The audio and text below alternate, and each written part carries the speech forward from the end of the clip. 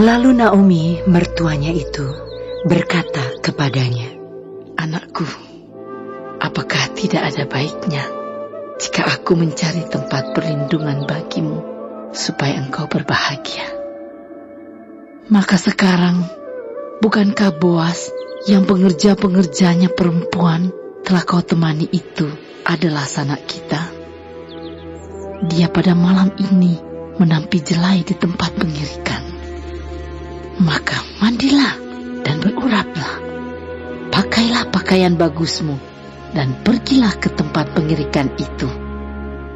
Tetapi janganlah engkau ketahuan kepada orang itu sebelum ia selesai makan dan minum. Jika ia membaringkan diri tidur, haruslah engkau perhatikan baik-baik tempat ia berbaring.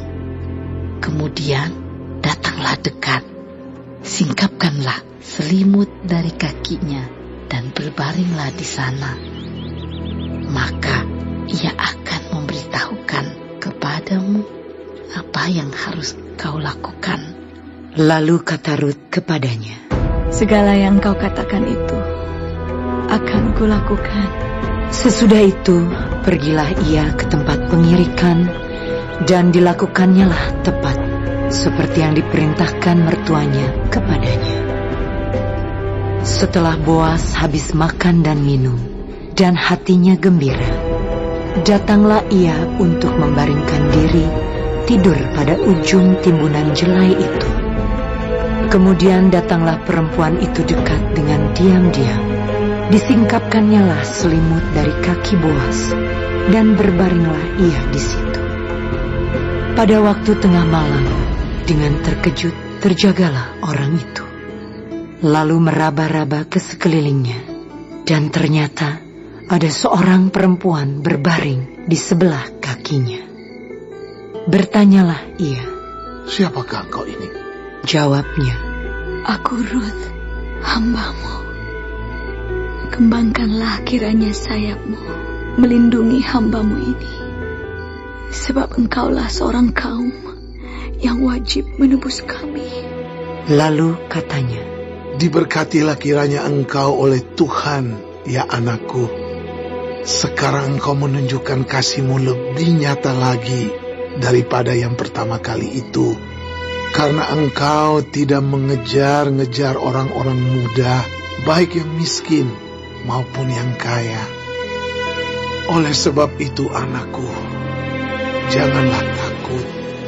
Segala yang kau katakan itu akan kulakukan kepadamu, sebab setiap orang dalam kota kami tahu bahwa engkau seorang perempuan baik-baik. Maka sekarang, memang aku seorang kaum yang wajib menebus, tetapi walaupun demikian, masih ada lagi seorang penebus yang lebih dekat daripadaku. Tinggallah di sini malam ini, dan besok pagi, jika ia mau menebus engkau, baik, biarlah ia menebus. Tetapi jika ia tidak suka menebus engkau, maka akulah yang akan menebus engkau. Demi Tuhan yang hidup, berbaring sajalah tidur sampai pagi." Jadi berbaringlah ia tidur di sebelah kakinya sampai pagi.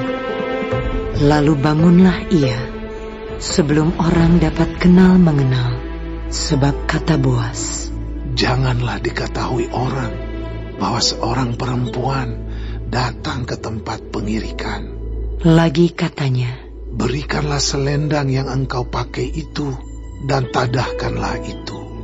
Lalu ditadahkannya selendang itu. Kemudian ditakarnyalah 6 takar jelai ke dalam selendang itu. Sesudah itu pergilah Boas ke kota.